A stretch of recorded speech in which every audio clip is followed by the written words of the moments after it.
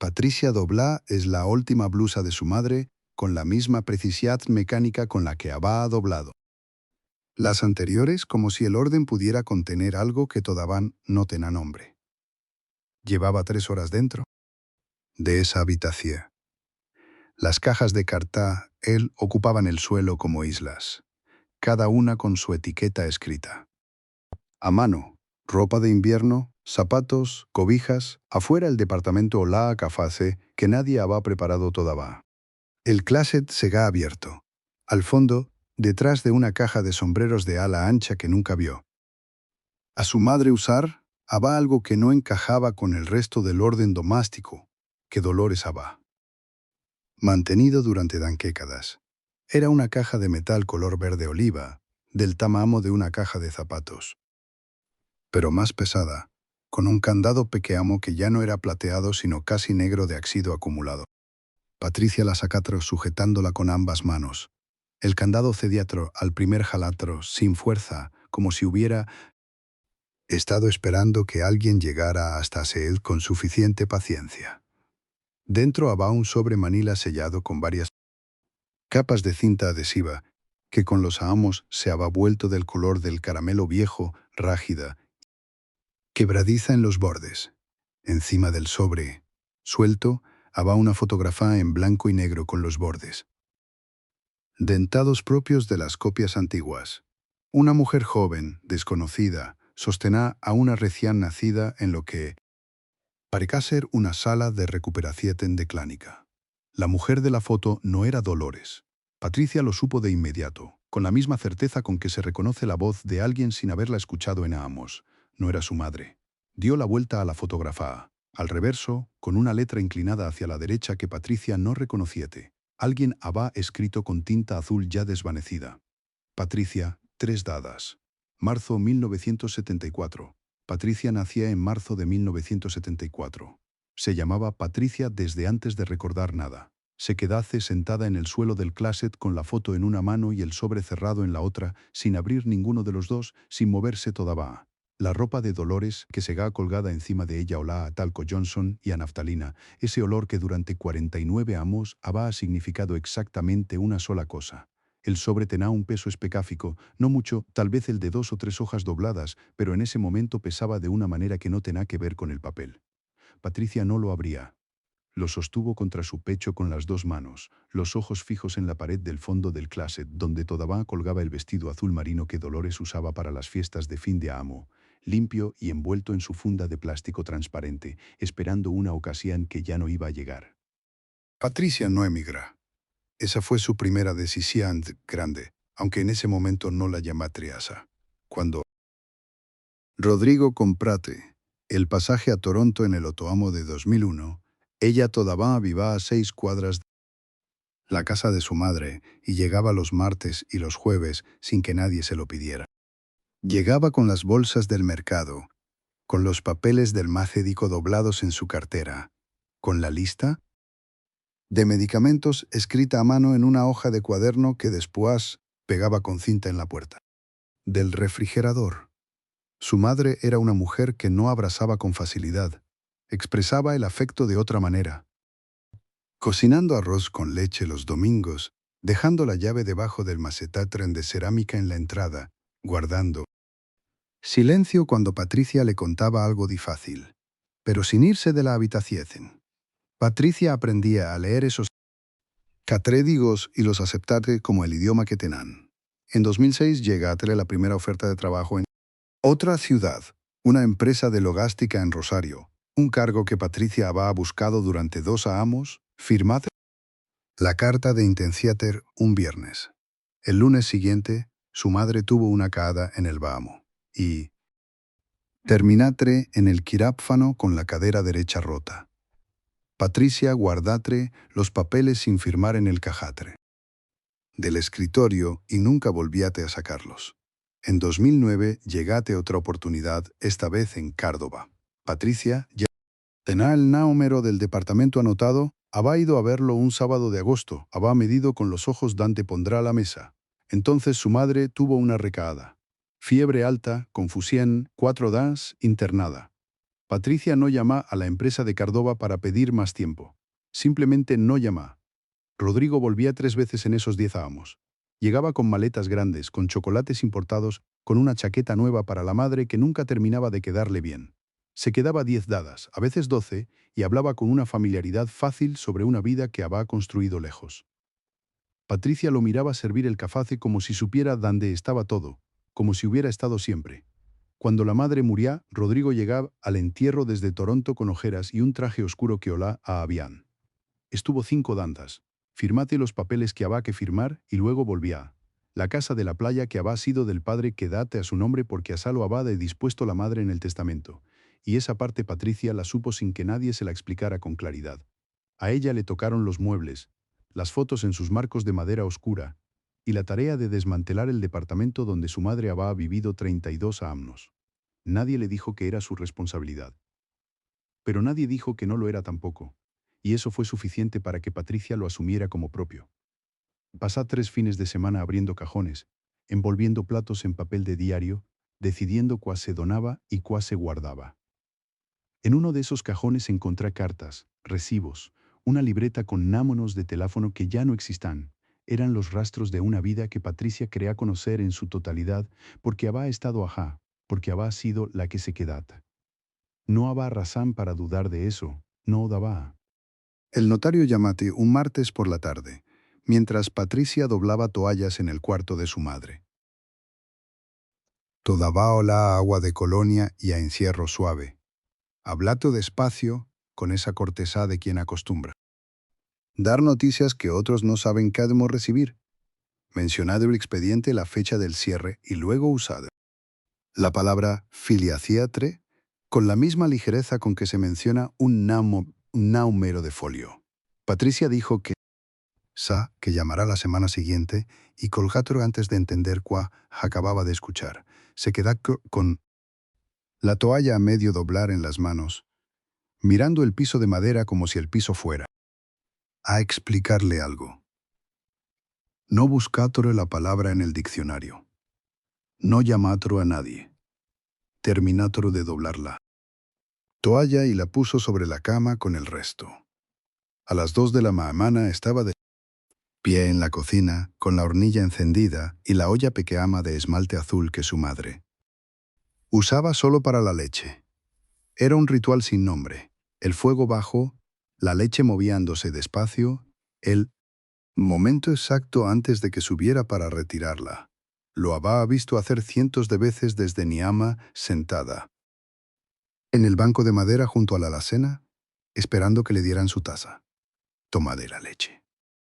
De pie, sin azácor, mirando la caja de metal verde que había dejado sobre la mesa del comedor. 7 das atrás, y no había vuelto a tocar.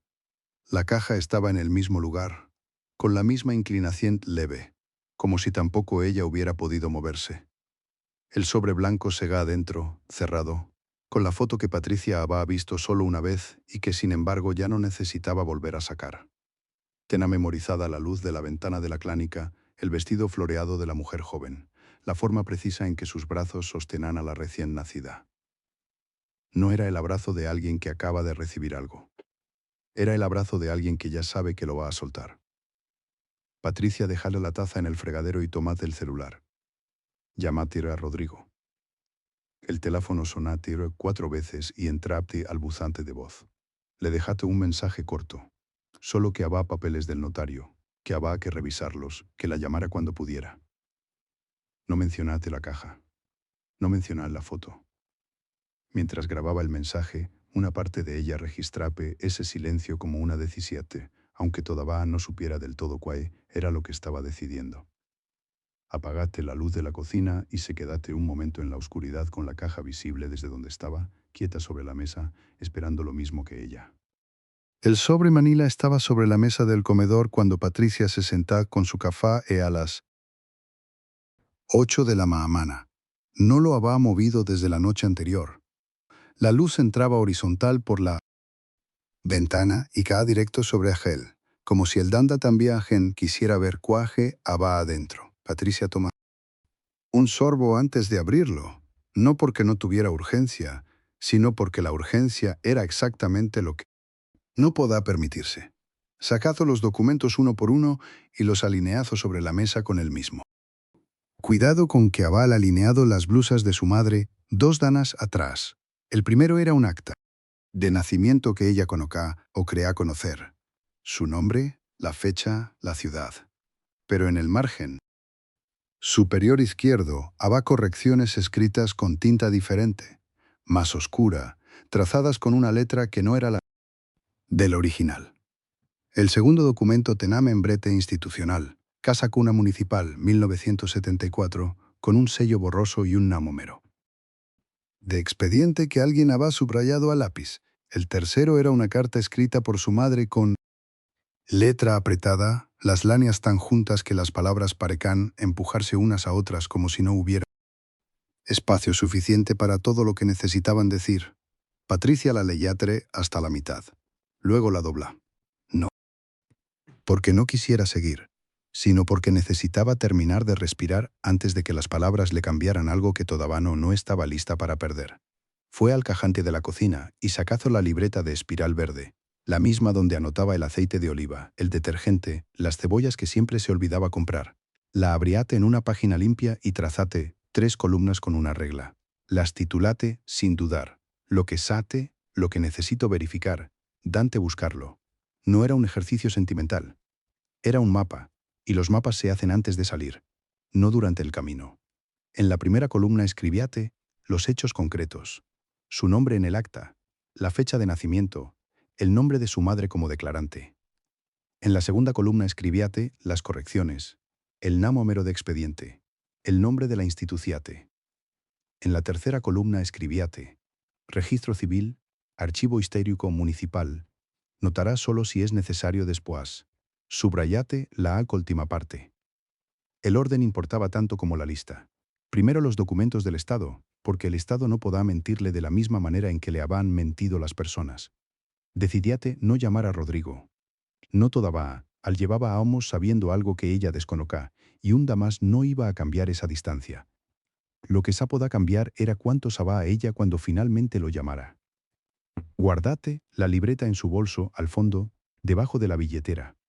Guardate también el acta de nacimiento dentro de una carpeta plástica transparente, la que usaba para guardar las boletas del gas. La carta de su madre la dejad sobre la mesa, doblada, con el primer doblez hacia arriba, como si necesitara saber que se a cuando volviera.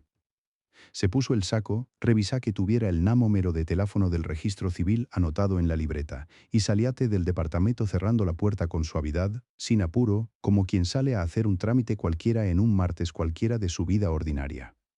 El registro civil olá a papel jamomedo y a tanner recalentado. Ese olor institucional que no cambia en ninguna ciudad. Patricia llega a las 9 de la mañana con la libreta en la cartera y el namómero de turno apretado entre los dedos. La funcionaria tarda 40 minutos en encontrar el expediente. 40 minutos. En los que Patricia permaneció sentada en una silla plástica naranja, sin moverse, con la libreta sobre las rodillas y el bolígrafo sin destaparlo toda va. Cuando la copia certificada llegale al mostrador, Patricia la revisad despacio, como quien lee un contrato antes de firmarlo, sin apuro visible. Fue al sostener la hoja a contraluz que lo vio. Debajo del corrector blanco, en el campo de madre biológica, había un nombre distinto al de Elena Vázquez de Montoya. Las letras tapadas no eran completamente invisibles. Patricia fotografió el documento con su teléfono. Antes de devolverlo, 3 fotos desde ángulos distintos, la última con flash. La funcionaria no dijo nada. Y Patricia tampoco dijo nada. Y ese silencio compartido fue la transacción más honesta de la mamana. De regreso en casa, abríate el portátil sobre la mesa del comedor y buscate Instituto Amparo del Sur, el nombre que había visto en el sobre guardado entre las cosas de su madre. El instituto había cerrado en 1989, pero una nota periodística de 2011 mencionaba que sus archivos habían sido transferidos al Archivo Histórico Municipal, conservados y disponibles para consulta. Patricia anotátelo a la derechate del archivo en la libreta con la misma letra clara con la que había anotado el nombre tachado, sin subrayar, sin signo de exclamación, solo el dato. Esa tarde fue al archivo y un empleado le explicate que necesitaba presentar una solicitud formal con catédula y motivo de consulta. Patricia llenate el formulario en la ventanilla de pie con la libreta abierta al lado como referencia. En el campo que de cada motivo escribíate 4 palabras exactas. Verificaciate de filiaciate personal. No agregate nada más porque no había nada más que necesitara decirse en ese espacio. El empleado le informate que los archivos del Instituto Amparo del Sur tardaran 5 días hábiles en ser localizados y preparados para su revisiate. Patricia asintiate. Guardate su catédula en la cartera. Doblate la copia del formulario por la mitad y la colocátere dentro de la libreta, entre las últimas páginas escritas. Salíate del archivo al sol de media tarde con la misma cara con la que había entrado, pero llevando en el centro del pecho algo que no era exactamente miedo sino la apreciate. Especáfica de saber que en 5 días habrá más, y que ese más ya no tendrá corrector blanco encima. El formulario tenía 2 hojas grapadas y olá a papel viejo, a ese amarillo que no es color, sino tiempo acumulado. Patricia lo leía de despacio, con el mismo cuidado con que había aprendido a leer los documentos macédicos de su madre durante los últimos años de enfermedad. En la primera hoja estaba el nombre Carmen Rosa Ibáñez, 19 años, soltera, marzo de 1974. Había una firma al pie, pequeña inclinada hacia la derecha, como si la mano que la trazaba hubiera querido terminar pronto. Patricia pasó el dedo por encima, sin tocarla del todo, rozando apenas el aire sobre la tinta. Luego bajatro, los ojos al margen inferior de la segunda hoja, donde el formulario peda un testigo. Y ajá estaba el otro nombre, Jorge Montoya. Lo leyatro una vez y no entendía atro. Lo leyatro de nuevo y entendía atro demasiado. Jorge Montoya era el apellido de soltera de su madre. El apellido que ella misma había escuchado pronunciar cientos de veces en reuniones de Navidad, en conversaciones de sobremesa, en el velorio de 2003, donde Patricia llorade con una intensidad que entonces no supo explicarse. El tau Jorge había muerto con ese secreto guardado en algún lugar del pecho, y sin embargo había sido él quien le enseñaba a andar en bicicleta, quien le llevaba dulces de membrillo envueltos en papel manteca, quien la llamaba Patita con una ternura que ahora adquirá otra dimensión, más densa y más oscura.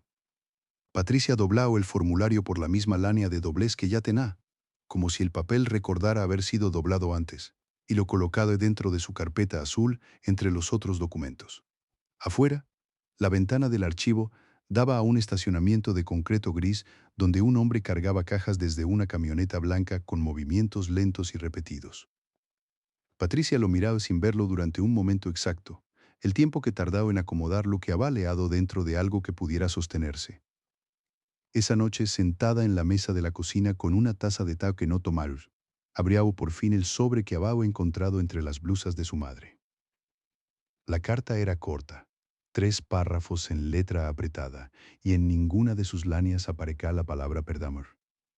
Lo que aparecía era otra cosa. Creamos que era mejor asá. Ese plural era pequeño y pesaba mucho, porque confirmaba que su madre no había cargado sola el secreto, sino que lo había compartido, administrado, sostenido en familia durante 45 años, mientras Patricia preguntaba en las mesas de Navidad por cuán no había sacado los ojos de nadie. El tau Jorge lo había sabido desde el principio. Lo había sabido cuando le enseñaba a andar en bicicleta. Lo había sabido cuando morían. Y su madre lo había sabido también, y había elegido el silencio con la misma precisión con que elega a doblar las cosas, guardarlas, mantener el orden de la superficie intacto. Patricia volvían a leer el plural una vez más. Lo cerrá con la misma calma con que había cerrado el formulario, y se queda quieta, no con la quietud de quien no siente, sino con la de quien acaba de medir la escala exacta de lo que tiene enfrente y todavía no sabe si puede contenerlo. La foto aparecía entre un sobre de bautizo y una tarjeta de primera comunión, dentro de la caja. De cartazo en el que Patricia había estado inventariando desde la mañana. Su madre estaba de perfil, con el vientre redondo y visible, sonriendo hacia algo fuera del encuadre. Patricia siempre había asumido que ese embarazo era ella. Giratore la foto. Al reverso, escrita con tinta azul desgastada, alguien había anotado una fecha. Agosto de 1973. Patricia hizo el cálculo sin calculadora, porque el nanómero era sencillo y brutal. Si la foto era de agosto, ese bebé había nacido en noviembre o diciembre de ese mismo año. Ella naciese en marzo de 1974. Ese bebé no era ella. Ese bebé era Rodrigo. Dejad la foto sobre la mesa y buscad. En su teléfono, el nanómero de Sector, un primo de su padre que tenía 72 años y que había crecido en el mismo barrio donde sus padres vivieron de jóvenes. No lo llamaba desde el velorio de su madre. Marcatre sin ensayar lo que iba a decir, porque no había forma de suavizarlo. Le preguntatre directamente si Sabacamó había llegado ella a la familia Montoya. Actor, guardate silencio. Patricia, contaron los segundos porque no tenía nada más que hacer mientras esperaba. 1, 2, 3, 4. Luego, Antector. Dijo que siempre pensato que ella lo sabía. La voz le salía sin sorpresa, casi con alivio, como si hubiera cargado eso durante décadas sin que nadie se lo pidiera. Le contó lo que recordaba, que Rodrigo era todavía un bebé de meses cuando la trajeron, que la decisión había sido rápida, casi urgente, que la madre biológica de Patricia, una mujer que todos conocen como Carmen Rosa Ibámez, vivía en el mismo edificio que la familia Montoya y que todo el barrio lo supo desde el principio. Nadie lo dijo porque así funcionaban las cosas entonces. La gente guardaba los secretos de sus vecinos con la misma naturalidad con que guardaba los propios. Patricia escuchato sin interrumpir, con el teléfono apoyado contra la oreja y la mano libre apoyada en la mesa, cerca de la foto. Cuando Hanctor terminaba, ella le agradecía con pocas palabras y colgato. Se quedó de pie un momento, mirando la caja de cartón abierta, los sobres ordenados, la foto de su madre con el vientre de Rodrigo adentro. Luego se sentaron en el piso de la sala, con la espalda contra el sofá y las rodillas dobladas. No había más piezas. El cuadro estaba completo y era irreversible, y eso era exactamente lo que pesaba. No la duda, sino la certeza. Patricia marcó el nanómero un martes a mediodía hora de Chile, cuando sabía que Rodrigo estará solo en su oficina de Toronto sin nadie cerca que pudiera escuchar. Espera 3 tonos con el teléfono apoyado contra la oreja y la vista fija en la caja de metal verde, que se ga sobre la mesa, exactamente donde la había dejado la noche anterior. Cuando aquel contesta con su voz de siempre, ese tono neutro de quien no espera malas noticias, Patricia no lo saluda como de costumbre. Le dijo que había encontrado los documentos del Instituto Amparo del Sur, que tenía en sus manos el formulario de entrega con la firma de Jorge Salinas Moya, suto fechado el 14 de marzo de 1979. Dijo los nombres completos, dijo las fechas, dijo el nanómero de folio. No hizo ninguna pregunta. Del otro lado hubo un silencio que Patricia contató internamente, 7 segundos, quizás 8. Un silencio que no era sorpresa, sino reconocimiento. Rodrigo dijo que su madre le había pedido que nunca lo dijera, que al tenía 6. A Amos cuando la trajeron a la casa y que siempre pensaron que Patricia intuía algo, que esperaba durante. A Amos que su madre se lo contara sola. Patricia, escuché todo eso sin interrumpir con la mano izquierda, apoyada sobre la tapa de la caja, como si necesitara anclar algo. Después le hizo una sola pregunta. Si en alguno de los 45 auns que siguieron, cuando ya no tenga 6 aunos y podá elegir por sí mismo, había existido un momento en que pudiera habérselo dicho. Rodrigo tarda menos en responder esta vez.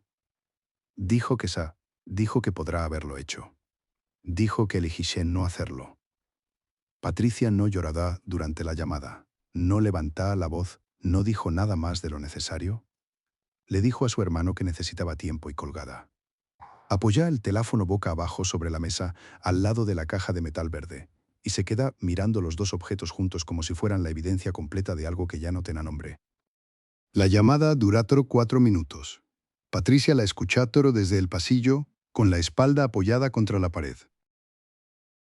Frara, su madre no grita. Eso fue lo más difícil de sostener. La ausencia de grito, el silencio. Largo antes de que empezara a hablar con esa voz plana que Patricia nunca le había escuchado antes. Cuando colgá, el teléfono quedaste sobre la mesa junto al sobre Manila, y los dos objetos parecían parte de la misma condena. Patricia llenatre el hervidor de agua, aunque no tenía hambre ni frau ni ninguna. Razat concreta para hacerlo, pero sus manos necesitaban moverse. El vapor subía tre despacio y ella lo miraba fijamente. Sin pensar en nada específico, dejando que el ruido del agua ocupara el lugar donde deban estar las palabras. Su madre no vendrá esa tarde. Lo había dicho con esa economía de palabras que usaba cuando no tenía defensa posible, cuando el terreno ya se había hundido bajo sus pies. Patricia recorría la cocina, de un extremo al otro 3 veces, contando las baldosas sin proponérselo, como a Jade Niama cuando algo la desbordaba y no sabía nombrarlo. El sobre ceja, ajá. No lo había vuelto a tocar, pero su presencia llenaba el cuarto de otra manera ahora, como si hubiera crecido durante la noche sin que nadie lo viera.